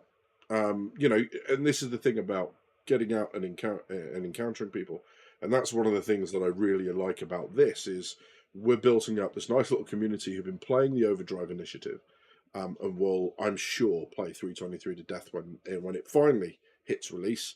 And we all seem to get on, and we have very similar ways of playing games. Those that don't kind of come in, they see it's not for them, they move on, and that's fine. Not every gameplay group has to be for that. But the thing is if you spend the game just playing it by yourself and not really getting those feelers out to everyone else, you're not going to have that experience of engaging with people and finding out what works and what doesn't. And even after that, what Scott says is entirely right. There are lots of people out there for whom playing solo is the only way they're comfortable or want to or enjoy the game. And there's nothing wrong with that. As long as the game leaves space for those people, that's the core thing. And that's, I think, the beauty of going that way is there'll be great videos of group gameplay, but the solo streamers will continue playing the game and showing that you can play the game solo because you're watching them do it. So yeah. Jay Gray, is good to see you, buddy. So let's have a look. Question: do you not think in Star Citizen most people want to be captain of their own ship? CIG has said that we'll be able to captain a capital ship solo with AI crew. We won't. We just won't be as good. I think people do want to be captain of their own ship, 100%. Just like everyone wants to be hero of their story. And I'll take this back to the World of Warcraft analogy. Right? Is that you can be captain of your own ship 100%. The question is, the bigger the ship, the harder it becomes. We've all run 5-man dungeons, we've all played in 3-man games, we've all played Helldivers and stuff like that in groups of 4, and that's manageable, right? As you start to extrapolate that out, I mean, I've done milsim games with 80, 90 people in armor, and that gets hectic as, right? It's crazy. It's a crazy way to play games. if you like that environment, that works really well. If you don't, you don't. But you can go out now and you can play 70, 80 people armor servers, which are PvE. So everyone's working on the same side, and they're actually really good fun. There's nothing quite like coming into riding to people's rescue. So you can be the hero and be captain of your own ship. It's there is a certain size past which, it's like how many AI, how tough is that going to be for you to do that? Because if you're giving the AI orders and you're telling them to react to a fire, and you're doing all that whilst you're trying to maneuver the ship, whilst you're trying to allocate targets, whilst you're trying to scan stuff, whilst you're trying to avoid the torpedoes and launch your flares, and allocate your power systems and all that sort of stuff, you can do that. It's just not going to be very effective for you. And you'll be overwhelmed very quickly because you literally can't click that fast. So yeah, I think that the flip side of this is, don't forget, is that by lots of people, if you don't work well together or you don't communicate well together, it's going to be just as rough for the multi crew who aren't used to working together, because they've got to figure it out. Who's talking at the same time, and this is one of the things that I keep saying about needing communications, and the communications in game need to do more than just allow you to communicate and hail people. And do the face over IP, which, yeah, great, thanks very much. It's also going to need you to, you're going to need to be able to prioritize comms, because what happens if, as someone who's running the ship, you keep getting over talked by people? And that's the interesting thing, right? So yeah. Okay, wow, they force solo players into large rage parties to gate endgame content behind cooperative play, yet the vast majority of players still just join them and do their own thing. So a lot of the raid content in WoW, the gear is available to everyone. And the LFG has made it so that you don't need to get into groups. So it's catered more to the solo play.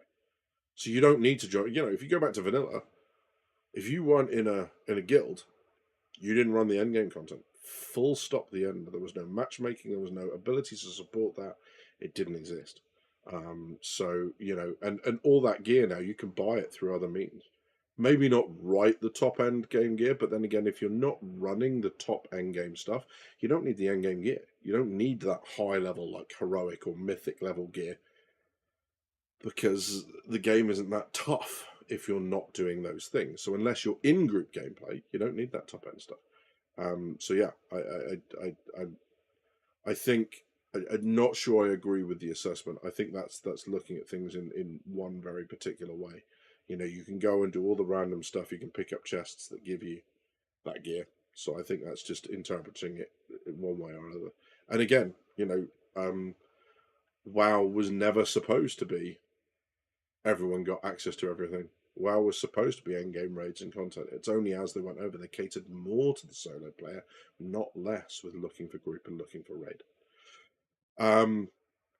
They're also behind in ship sales this time last year and end of the year higher overall. Although I think the gap is slightly bigger this time round. But yes, and at the end of the day, it's just because they make less than they did last year doesn't necessarily mean they're in trouble. There have been a number of years where they've made less than the year before, and that overall they're still increasing. So it might just be one of those years. So yeah.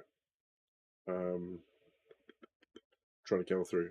It's one thing to sit in a captain's chair, but it's another thing to have proper leadership qualities to manage and inspire people to play with and around you. Yeah, being able to communicate it, being able to talk to people, being able to manage yourself so that you don't upset people when you talk to them, when things are getting stressful, to still make it a fun experience. That is not something that everyone is able to do. So yeah, you just got to be a little bit careful with it. Blaze88 says, no way Polaris is dropping Invictus. 100%, that's what we all came to the decision of as well. I think it was about 90% said fly by only, 10% said the other one, flyable. So yeah, I think we've all kind of come to that decision, or to that conclusion. Firefly size says that, and that's another reason I like the Perseus, right? Is that the Perseus, I think, is a really nice size for ships like that, because it's manageable. You can do it with 5. I mean, with blades, you can do it with 3, right? Pilot plus 2, because you blade the point defense or the small turrets at the back, and it's a significant ship, lots of punch. Only 3 crew, 5 crew, 6 crew max. So it's a manageable group size, and there's enough kind of, I think, room in there for people to add players and take away. 6 is probably slightly higher than your average kind of little group of friends playing stuff. So if you get a couple of people extra, you've still got room. And then 3 is not a bad group size at all if you're using blades and or AI. So yeah, BMM is 100% not soloable, says limited respawns. Yeah, Mad World. I'll talk about comms again. I've done it a fair few times. You may well have had me do it, but yeah, that's that. Although I wonder if the BMM has the option of renting out the shop areas to other people, potentially, or even NPCs. Right? If the shops work like they do at the minute, which is that they're automatically removed of stock and put into your inventory or whatever, then that could work, right? And then you just adjust the stock and adjust the prices. So I think that'll work. Most MMO players are solo. Most SSC players are solo. I mean, source. So put that down. Where's that from?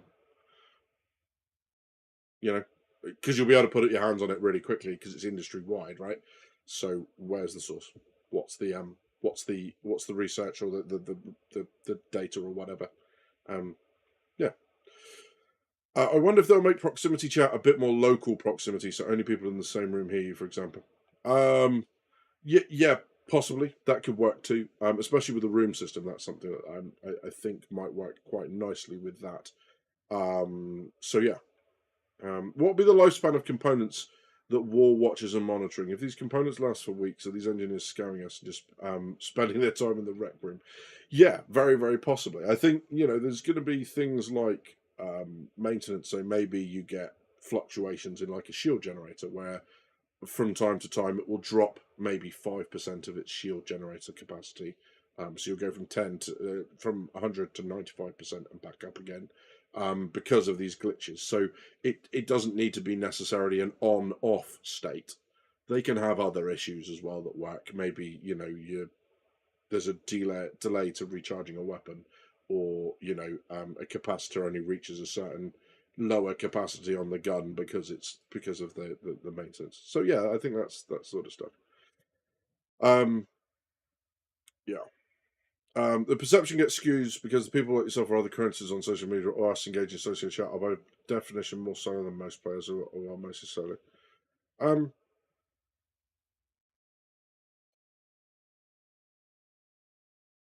More social than players, I think you mean there, right? Um, okay. So they pitched Elite, which is solo. They pitched Star Citizen, which by definition was not solo. What are the funding differences between those two things again? Remind me. Yeah. So if they dropped the Polaris, they would make the cash up. Yeah, very, very possibly. So that's it. Every poll ever done asking this question, even from social media influencers, following up by national ministry, more social media, that's not a source. That's anecdotal. Okay. That's confirmation bias. Yeah, because only a limited. So I hear this all the time. This was something that was touted with Warhammer, is that people somehow have convinced themselves that with Warhammer it is the gamers who are the primarily um, are the biggest cash cows for Warhammer, right? Not because they are, but because they're the most vocal, right? Good luck convincing anyone in this channel that gamers aren't vocal online. Good luck with that, because you ain't fooling anyone. So people will be vocal. People will comment what they want to comment. That doesn't mean they need to hang around, but then again, that's not what we're basing it on. Every time I kicked my gamers out, my profits went up. Just saying. because it was the people like the and by kick gamers out, I mean I don't mean forcibly evicted them. I mean I created some sort of an event that they all went to, and the amount of people that came in and went, "Thank God, I don't like coming in here when all the gamers are in here. It's too noisy. It's too everything else." Okay, it's exactly like Spectrum, right? If you look at Spectrum, you get all the people who are complaining are on Spectrum. The people who are happy aren't on Spectrum because you don't go on to stuff and say, "Yeah, this is fine," unless you're responding to something. Yeah. Top tip. When was the last time you went to your internet provider or your electricity provider or your water provider and said, "By the way, service? Yeah, great." Right? We don't, because it's fine. So no one feels the need to comment when things are just running as they should. So that basically, yeah. And the fact that we are, yeah, the minority, but it's the people bitching about, you've been talking all the time through about solo gamers whinging that they are going to be walked out. As you said, all of the streamers are the ones saying solo players are going to be the ones losing out. The focus is being moved away from solo players. 100%. Yeah. So it is the vocal minority by your own definition. Hashtag just say. Yeah. So that's that. Yeah. Interesting. Ironically, my ISP is also called Spectrum. They're horrible to deal with. Yeah, I don't know what I'm going to do in the UK. Anyone in the UK got a really good, really good experience or really fast experience with their internet? Because I'm looking at changing. So, quick UK one. I'm too busy bitching about real life stuff to bitch about video games. So shrapnel, yeah, 100%. Absolutely. Which GW shop did you run, and was it around 2005? No, mate, it wasn't. I left the Navy back in 2013, so I managed to store from 2013 through 2014, and then that was me done. Then I moved back down to the south thing. No, Scott, no. Vocal multi-crew players are not the minority, because multi-crew players aren't the ones whinging that they're about to be, that the focus is moving away from them. You spent the entire time talking about how solo players are saying the game's no longer for us, it's going to exclude us. Multi-crew players aren't saying that. Multi-crew players aren't worried about being excluded from anything. Just saying. So yeah, Delta is great if you can get it. Okay, I don't think we've got Delta. Community fiber, 1 gig up, 1 gig down.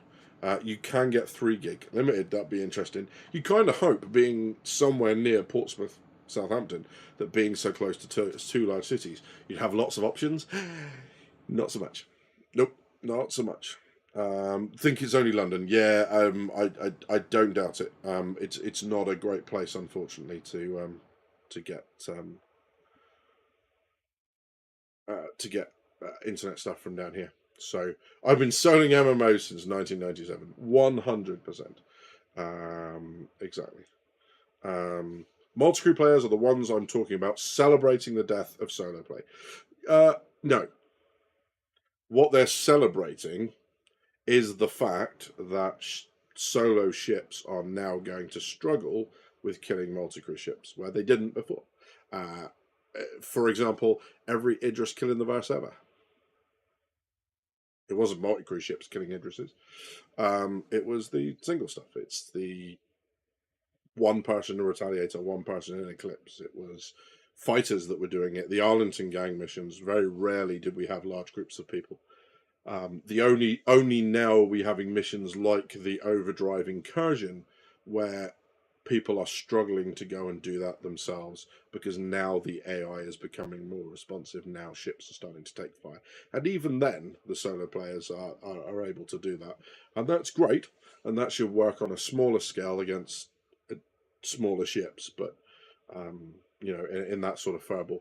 But I think celebrating the death of solo gameplay, unless you're going to make the argument that solo gameplay is only one-seater fighters fighting big ships, then that's not what they're doing at all. But yeah, I got stuck on the Bristol, said my wife. It's stuck to the side. How did you get stuck on it? That's silly. But yeah, I wish I could get fibre here. They literally restricted our ISPs by district and country. I keep getting letters and ads about fibre. Yeah, yes, we've just had that. So we're on the edge of like a new build area, AV. So that's happening here, unfortunately. And we've had that happen a number of times where I've phoned up and they've gone, no, actually, we shouldn't have delivered that to you. It's like, really? Because like that's the entire kind of 3,000 houses or whatever that's here now. But oh well, never mind. So yeah. I also get the Warhammer stuff. Been collecting since 1988. I have too many expensive hobbies. Yes, 100%. My pile of shame was so large at one stage. I had a Warhound Titan sat in the middle of it, which I'd completely forgotten about. Oops. But yeah. Tech and firearms the most expensive, 100%. Oh wow. 15k in, spend my time in the $90 Gladius. Yeah, I wonder why that is. I wonder if that's because solo crew isn't dead. Yeah, absolutely. Yeah. So yeah, again, Scott, I'm not sure who you're arguing about here. I mean, you're asking me to defend other people's things. What is it that three people who have nothing to do with the development of game are saying that people should be forced together? That's killing the game. I mean, by the same example, solo fighters saying that they should be able to fight stuff in a single seater, like the Dark Law, for example, are also killing the game. Like, either that or actually the game will survive on its gameplay and not what random creators say about it. But yeah, so yeah. Ship's company is on as someone has to babysit the prisoners. Sorry, guests. Yeah, absolutely. Yeah. In my opinion, we need to stop with everyone should be able to do everything equally thing. That's like handing out participation trophies. Some things should require multiplay. It's called variety. 100%. Right? And by having different things that you can do, some requiring multiplayer, some not. Multi-crew gameplay, some not. Is exactly that, right? In a game where players teaming up is a possibility, why would you not seize that opportunity? And that's it. And I think it's just that panic, right? Expensive hobbies are a cool part of being an adult, and am I doing it wrong? Yeah, no, I'm yet to find an adult hobby that isn't expensive, that isn't like kicking a muddy piece of piece of leather around a pitch, which obviously I don't do because that sounds like too much like exercise. But yeah, lack of content that makes stuff up. Blaze, I'm curious if a solo bounty hunter will be able to take a single criminal on a bounty. I don't think it's crazy to say it's a concern until we know. Yeah, I mean, 100%. It's not crazy to say you're concerned, but there's a difference between saying you're concerned and saying it's killing the game, right? Because it's not even in yet. So we have something coming that isn't in the game, that's in an alpha state. To make the claim that it's killing the game is premature, at least. Certain things you have to account for some gameplay. Multi-crew for raids and bigger events is good. Restricting the regular game to multi-crew isn't. But for what I'm seeing, what I've seen is SC is doing fine. Yeah, absolutely. Yeah.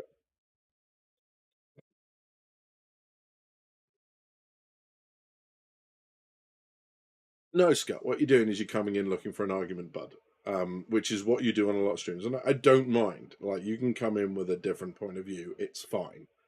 But you won't drop it, right? You have the perception that engineering gameplay is boring because it's boring to you. Therefore, you're trying to extrapolate out that it should be boring to everyone because its existence is threatening your perception of the game, which up until now has been you can do whatever you want as a solo player. Right? That's not the same as killing the game. It might be killing the game as it is right now, sure, but this was never how it was supposed to be. So you can talk about perception, but that's the point that I tried to make when I was gently suggesting, where's the evidence? You're talking about the evidence is every poll, and yet the poll is the vocal minority that you said are the people that we should be ignoring because they're the multi-crew people, but it's the polls that told you that everyone that plays solo, but if people aren't talking, how do you know who those people? You see what I mean? Your argument is circular. You just want the argument to continue. So I won't be kind of continuing with that because you know you're getting angry because no, I'm hearing what you're saying, my friend. I just don't think it has any merit. So fight me. Engineering gameplay could be fascinating. I'm looking forward to it, says Dell. Yeah, 100%. And this is it, right?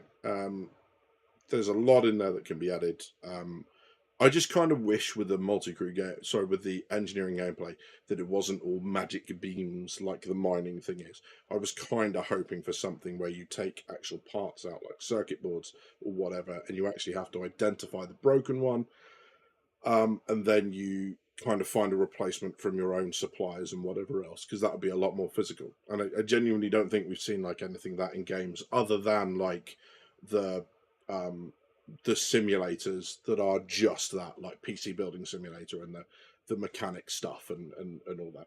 So I think that would be really cool to see. You know, but we'll have to see. And they've kind of admitted that themselves when they came up with the magic beams, and there was the big backlash, and they said, well, look, let it get into the game. Let's see where it lands, and then what we'll do is we'll figure out from there whether or not we need to do anything else and make it more tactile. Because I think that at the moment is everyone's issue, is that healing beams, mining beams, salvage beams. So yeah, there's definitely a bit of a concern on that front. So yeah, 100%. So yeah. Speaking of perception of joy of argument, this is why orgs who are really serious should recruit different folks with different strokes to cover all the bases, the Sweat Lords and the War Watchers. Yeah, 100%. Absolutely. I'm not looking forward to engineering, but I'm adapting my ships to smaller ships, e.g. the Zeus MR. Yeah, 100%. And that's the beauty of it, right? You go to a spaceport, I'm sure there'll be some way to get things fixed up or tuned up. Maybe not quite as efficiently as the people who are going to sit there and tinker with it themselves, but that can absolutely be done.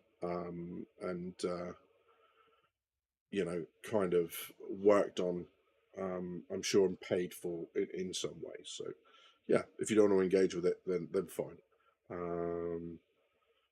Yeah. Would love to see a crew using a spanner to clean and repair or otherwise hands-on. Joining an org is now is useless as a respawns. Yeah, 100%. And this is why I haven't kind of gone down that route, either of joining one or looked at making one myself. Just because there's not the gameplay to support it, there's not the infrastructure to support it. What I'd much rather do is jump into a game with a group of friends and go and do some missions like Overdrive, like when they did Orison, Siege of Orison, that sort of stuff. Just jumping in when you can and doing stuff. And during that, like we set up little ways of doing things, like we'd look in different directions and we'd leave people and we'd go into lifts and make sure that we weren't shoving each other into the wall, and the two at the front would kneel down and no one would move until they said clear, so you wouldn't stand up and get shot in the back of the head by the guy behind. It just very simple things that weren't so much a milsim thing as a let's make sure we don't kill each other by glitching them into the map or shooting them in the back of the head, and that sort of thing. Is great. That's the whole point, right? That's kind of almost the precursor to an org, a group of people that play regularly who set up little patterns of things and so that they can get on in the game and go from there. So that works. Yeah. Joining an org is yeah, exactly that. Beam Citizen says Madwell, yeah, 100%. I mean, Salty complains about everything as is and wants everything to change. Tomato, I've heard, says it thinks more multi-crew. And I've heard anything saying that not sure if I had anything. Well, that's it, right? But a lot of these times people pick up on something that someone else has said, and it's never actually been said. It's someone's perception of what's been said, and then it becomes this big thing, and they never actually said it. But that, and I think there's absolutely room for more multi-crew. I mean, look at how many bridge stations there are on an Idris. What are they for? There needs to be something to kind of start fleshing them out, and at least justify sitting at maybe half of them. For big ships like that. But yeah, you really want to remove healing beams to give me a scalpel instead. I mean, maybe not a scalpel, but I mean, there's certainly things that you can do, right? It doesn't need to be as manual, maybe, but certainly, maybe armor does this by letting you choose different types of bandages for different types of wound. You interact physically to take a pulse. You interact physically to check blood pressure. And you have different drugs to manage that. You have different packages depending on the different wounds. And you do things in a certain order. So, people can go in and they can do that without any knowledge. It works. But if you're someone who's played it a bit and you're an experienced medic, you can get people back on their feet so much quicker. So it's same gameplay. There's no skill wall to it. There's no leveling up helps you. It's just practice. And that's, kind of what we've been asking for a long time as gamers, right? Is like, reward me for being good at something, not just because I've been playing the game longer for everyone and I'm 20 levels ahead of them. So yeah, something like that would be really cool. And understanding, I don't like the fact, for example, that the red med pen stops bleeding and restores health. It's like, why aren't those two things two separate steps? Because it's just like to the point where we don't carry anything else. I carry a Resurger pen sometimes to lower the blood toxicity, and I carry red med pens. The rest of it's pointless because you've got a med gun. So I just use the red ones for the emergency.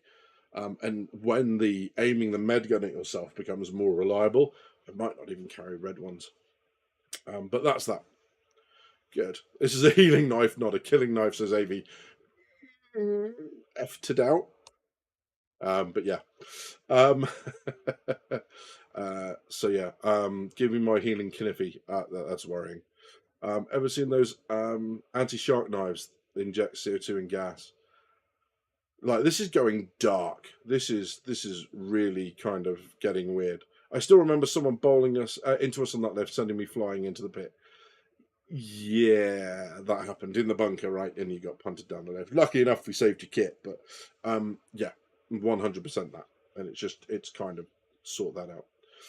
The streamers say things that are valid, but they don't fit everyone. 100%, and that's the reason to find a streamer that you enjoy, and whose kind of, I don't know, whose viewpoint kind of fits your own. I think that's kind of key. Streamers tend to say things that make them money. Dr. Device, can you yeah, can you tell me how? Because I'd love to make some money from this. I had a very generous donation today, and I have a feeling that's going to be a significant amount of my money from this week or even this month. To be honest, I put out a video today on the Helldivers thing, and knowingly I put some music in the background that I knew was going to get the video demonetized because I don't feel like it's reasonable making money off the fact off the crap that's going on with Helldivers. But I'd still felt compelled to put the video up. So yeah, that's it. CIG can offer the same mission, one with players and one with AI, and the players pay more. Then it's an option. Yeah, potentially. And that split is if you're able to do that mission yourself, that recommends a group of players, then you keep the money for yourself, and your skill is rewarded because what would have been split between 2 or 3 players is now pay for you, and that's absolutely fine, and no one has an issue for that. But like I said, up until now, apart from things like Siege, and even then, you couldn't do it if you were the only person there. I would argue. Unless you were going to take ages over it and take a long old time to achieve it. But you can still go and do those things solo. It's just working as a group is far more effective. It was always, unless groups abandoned it, it was always the group that got to the end bad guy. before anyone else, and we know that because we did that a bunch of times ourselves. We got there as a group, and we achieved it. So yeah, so yeah, uh, almost a PvP slider. Well, I mean, I think having played Sea of Thieves before they brought in the no PvP mode, I don't like it.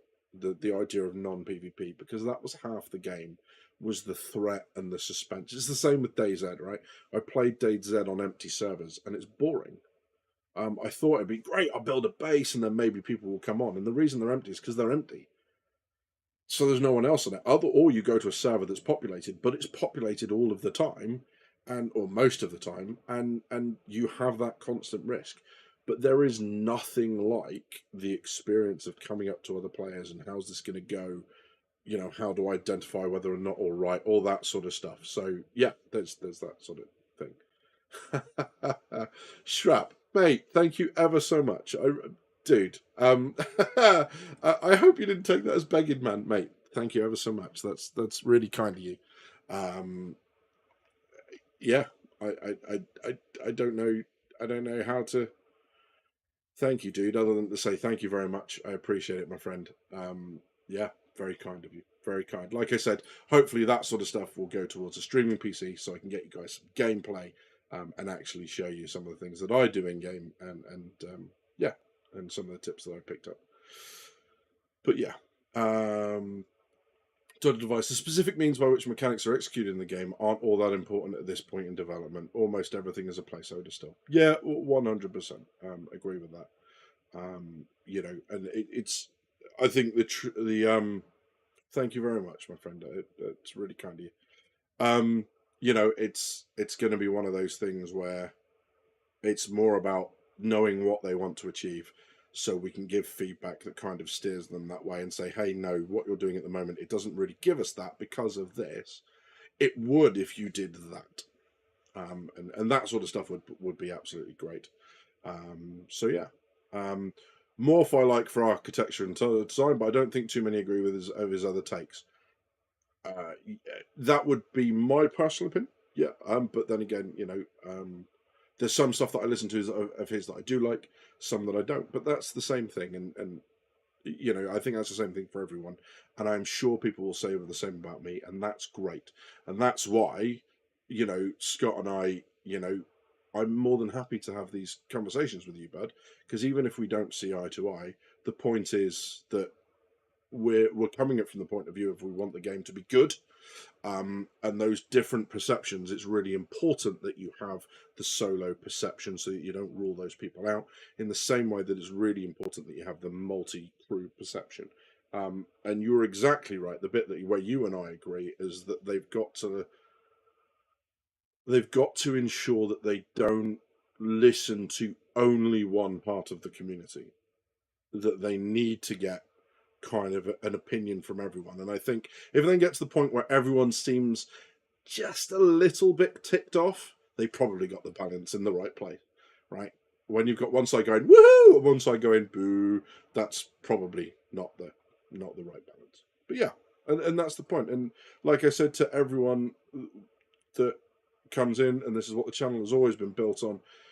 This channel is about, and will always be about, people being able to discuss and not be victimized for it. I don't want people to come in here accusing of white knights. I'll boot you really quickly. I don't want people coming here and accusing us all of being suckers to a scam. That gets people booted really quickly. Because at the end of the day, if you're here for a little while, we all want the game to be good. And just because we don't agree on how to achieve that doesn't mean that our hearts aren't in the right places and we're not pushing the same thing, right? So it's that. So yeah. You're missing the point, Badgers. Now you have to say what Shrap knows. Yes, Shrap said it's Canadian dollars, so it's not real money. Dude, no. I didn't even think about that, but yeah, absolutely. DayZ in space is what I want, says Roy. Yeah, 100%. I like watching SC noobs because they haven't been in the echo chamber for long. Yeah, 100%. And I found that out when I did the video about a Star Citizen not learning from their mistakes. Lost subs on that. So yeah, obviously annoyed a couple of people. Oops. I respect them for flat out ignoring A1. This is where people come to argue and say hot takes. Wait, it's not a Scams Unlimited? Shh. I fancy my chances of soloing my Pirate BMM with my card over NPC. I can't see what the D is there, but yeah. NPC Death Commando Space Cats says where you won. Gib, Death Commando Space Cats when? Gib. Absolutely. Ladies and gents, we have reached the end of the time that I have streaming for this evening. So it's been lovely chatting with everyone. Link for the Discords in the fold.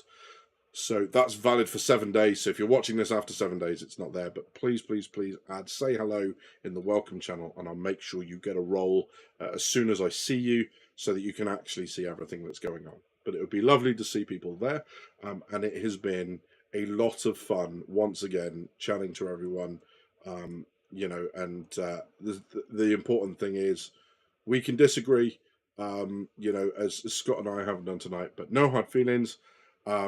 You know, and I'm more than happy to take these chats offline. It's just after a while it kind of dominates the stream and stuff. So if anyone wants to come and discuss anything I've said, feel free to drop in voice chat. Feel free to message me on Discord, and I'm more than happy to chat to the cows come home on that sort of stuff.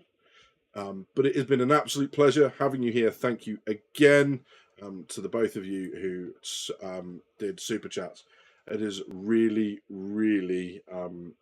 appreciated, and from the bottom of my heart, thank you. It's quite humbling when stuff like that happens. You have been watching Drinkers with Gaming Problems. Thank you very much for stopping by. I'll see you soon.